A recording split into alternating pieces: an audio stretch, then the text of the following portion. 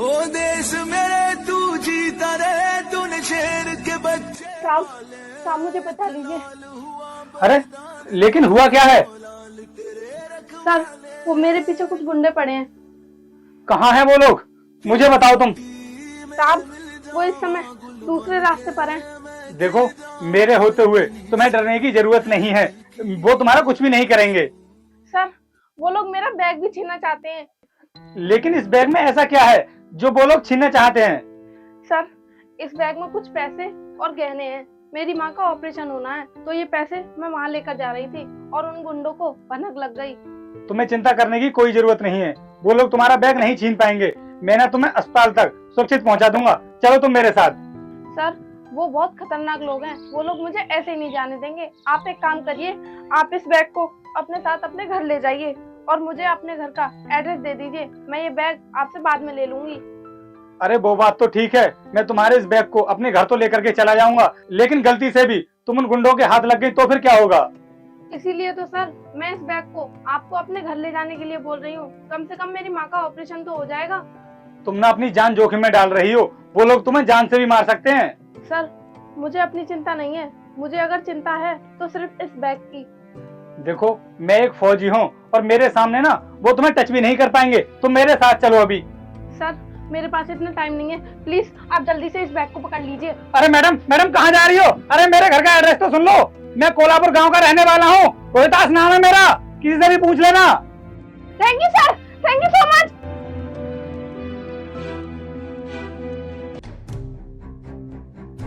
ए फौजी, यहाँ पर तूने किसी लड़की को देखा है?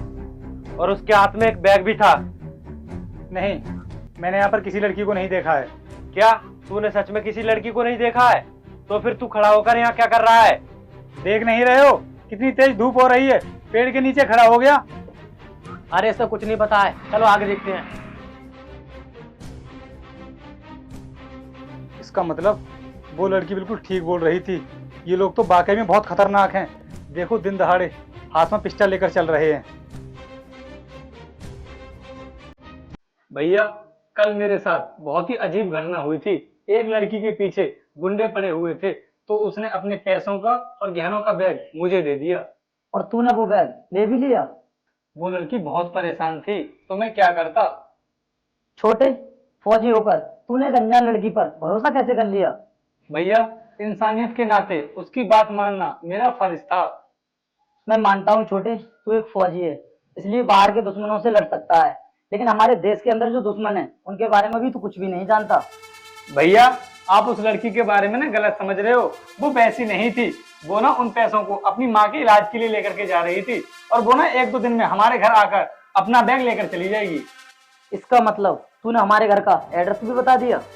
अगर मैं उसे एड्रेस नहीं बताता तो फिर वो अपना बैग लेने के लिए कैसे आती?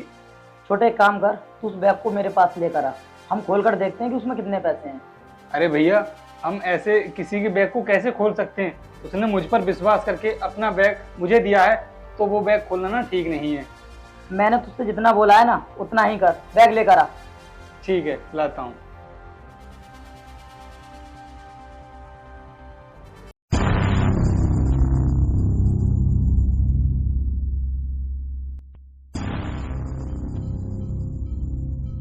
अरे ये क्या भैया, ये तो ड्रग्स है, और ये बैग तो पूरा ड्रग्स से भरा हुआ है। छोटे मुझे पहले से ही शक था, इसीलिए तो मैंने तुझसे बैग लाने के लिए बोला, क्योंकि आज के टाइम पर ना कोई भरोसे के लायक नहीं है। और मुझे तो ये बात समझ नहीं आ रही कि अब क्या होगा। सर यही है वो जो ड्रग्स सप्लाई करता है, मैंने इसे अपनी आंखों से खुद देखा है। मिस्टर, हमने तुम्हें ड्रग्स के साथ रंगे हाथों पकड़ा है। सर ये लड़की झूठ बोल रही है। ये बैग मेरा नहीं है, बल्कि इस लड़की का ही है। इसने जबरदस्ती ये बैग मेरे हाथों में दिया था और वहां से भाग गई। इसने तो मुझे कुछ और ही कहानी बताई थी। सर आपने जब इसे रंगे हाथों पकड़ लिया है ना, तो ये बहाने बना रहा है। मुझे तुमसे ये उम्मीद नहीं थी कि तुम देश के रक्षक होके देश के साथ गद्दारी करोगे। इंस्पेक्टर साहब आप मेरा विश्वास कीजिए, मैंने देश के साथ में कोई गद्दारी नहीं की है। असली गद्दारी तो इस लड़की ने की है। सर मेरा भाई बिल्कुल सच बोल रहा है, ये कभी भी ऐसा नहीं करेगा। देखो हमारे साथ गवाह भी है और सबूत के साथ पकड़े भी गए हो। मैं कैसे मान लूं कि तुमने ये काम नहीं किया है? सर, आप मेरी बात का विश्वास कीजिए, मैं देश के साथ में कभी गद्दारी नहीं कर सकता। अरे हम तो देश के रक्षक हैं, और अगर आपने मेरी बात पर विश्वास नहीं किया ना, तो मुझे देशद्रोही साबित कर दिया जाएगा। सर, मैंने अपना काम कर दिया, अब मैं चलती हूँ। सर, आप कुछ भी कीजिए, लेकिन मेरे भाई को बचा लीजिए, क्योंकि ये निर्दोष है। ठीक है, मैं तुम्हें 2 दिन का टाइम देता हूँ। तुम 2 दिन के अंदर अपने आप को निर्दोष साबित कर दो। सर, 2 दिन मेरे लिए बहुत हैं, और 2 दिन के अंदर मैं अपने आप को निर्दोष साबित करके ही रहूंगा। ठीक है, इस बैग को मुझे दे दो, और इस बात का किसी को पता नहीं चलना चाहिए। छोटे, उस लड़की से इस बैग को लेकर तूने बहुत बड़ी गलती कर दी। अब मुझे तो ये समझ नहीं आ रहा तू अपने आप को कैसे बेगुनाह साबित करेगा, वो भी तेरे पास इतना कम टाइम है। भैया, मैं देश का सच्चा सिपाही हूँ, और इतना बड़ा कलंक लेकर अपने सिर पर नहीं घूम सकता। मैं अपने आप को बेगुनाह साबित करके ही रहूंगा। ठीक है भैया, मैं अभी जाकर उस लड़की का पीछा करता हूँ, क्योंकि मेरे लिए सबसे बड़ा सबूत वही है। ठीक है।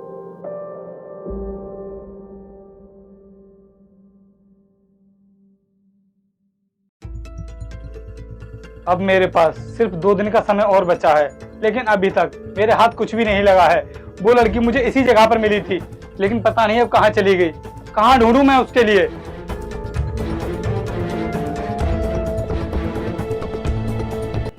क्या हुआ? बचने के लिए कोई क्लू ढूंढने आए हो क्या तुम?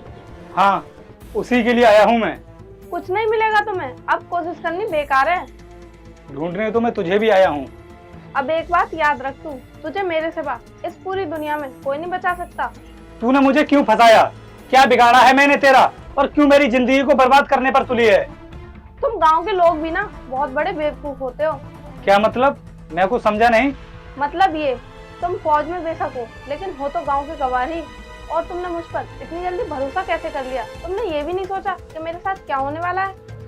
मैंने वो सब इंसानियत के नाते किया था, क्योंकि तुमने मुझे बताया था ना कि तुम्हारी माँ का ऑपरेशन होना है और गुंडे तुम्हारे पीछे पड़े हैं। अगर मुझे पहले पता होता कि तुम मेरे साथ ऐसा करने वाली हो, तो मैं भूल कर भी तुम्हारी मदद नहीं करता। देखो, अगर तुम बचना चाहते हो तो मेरा कहना मानो और मुझे 5 लाख रुपए दे दो। मैं ये बयान दे दूंगी कि स्मगलिंग करने वाले लोग और कोई है, तुम नहीं। अगर तुमने ये सब पैसों के लिए किया है, तो मैं तुम्हें एक भी पैसा नहीं दूंगा, चाहे तुम मेरे साथ कुछ भी करो। फिर तो तुम्हें कोई भी नहीं बचा सकता। जो फौजी दिन रात बॉर्डर पर रहकर अपने जान की परवाह किए बिना देश की रक्षा करता हो, वो भला ड्रग्स की स्मगलिंग कैसे कर सकता है? ये बयान दूंगा मैं कोर्ट में जाकर के। दिमाग तो बहुत है तुझमें, लेकिन मुझसे ज्यादा नहीं। साफ साफ बोलो, कहना क्या चाहती हो तुम?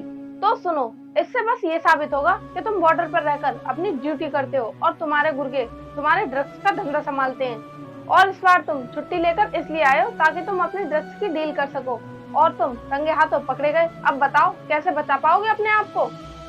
इसका मतलब मुझे फंसाने के लिए तुमने पहले से ही पूरी प्लानिंग बना रखी है।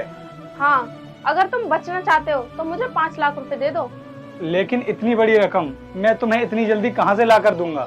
इसका मतलब तुम मानोगे नहीं। देखो, ये तुम्हारे पास लास्ट चांस था। अगर तुम मुझे 5 लाख की जगह अब 10 लाख भी दोगे ना, तब भी मैं अपना बयान नहीं बदलूंगी। देखो, तुम मेरे साथ ऐसा मत करो, वरना मेरी पूरी जिंदगी बर्बाद हो जाएगी।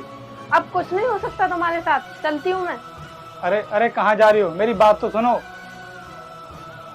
मेरे पास ये लास्ट मौका था अपने आप को बेगुनाह साबित करने का। अब मैं अपने आप को कैसे बचा पाऊंगा? जीत, मैं अब की बार बहुत तगड़ा हाथ मारने वाली हूँ। मेरे पास कभी पैसों की कमी नहीं आएगी। तुम्हें लोगों के साथ फ्रॉड करने के अलावा कोई दूसरा काम नहीं है? इस बार ये मेरा लास्ट है, फिर मेरे पास पैसे आ जाएंगे तो मैं ये काम हमेशा के लिए बंद कर दूंगी। अच्छा, मैं जानना चाहता हूँ ऐसा क्या काम करोगी तुम? इस बार मैंने एक फौजी को अपना मोहरा बनाया है। अगर उसे अपनी नौकरी और इज्जत प्यारी होगी ना, तो वो मुझे मुंह मांगी कीमत देगा। ये क्या बोल रही हो तुम? तुमने एक फौजी को फंसाया है, क्या तुम ऐसा कर पाओगी? जीत, तुम चिंता मत करो, उस फौजी को मैंने अपने जाल में फंसा लिया है। तुमने उस फौजी के साथ जो भी किया है बहुत गलत किया है। अगर उसके माथे पर ये कलंक लग गया तो वो कभी अपना सर उठाकर नहीं जी पाएगा। जीत, मुझे जो करना था वो मैं उस फौजी के साथ कर चुकी हूँ।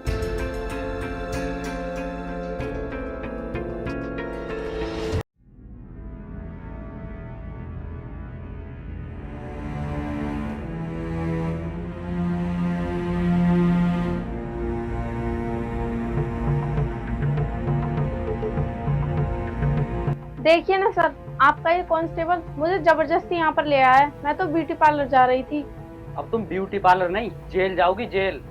सर, देशद्रोही तो ये फौजी है, मैं नहीं। जेल तो इसे जाना चाहिए।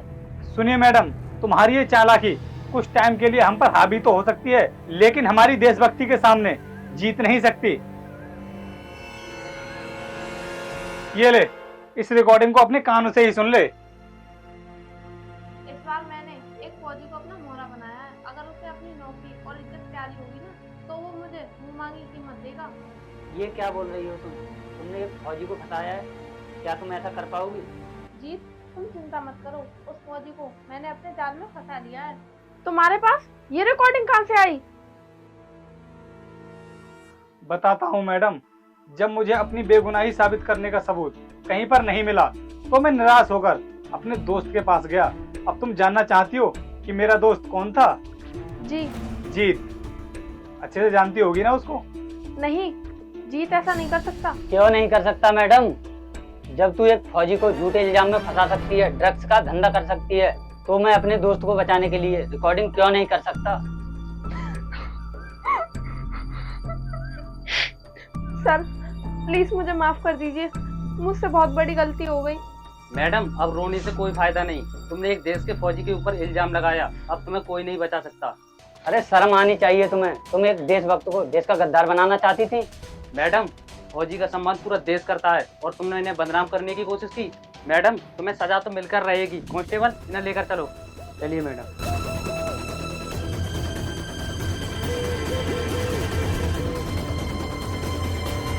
सर माफ करना, हमने एक फौजी पर शक किया। कोई बात नहीं सर, ये तो आपकी ड्यूटी थी। ठीक है सर, चलता हूँ मैं भी। चलो जीत, निकलते हैं।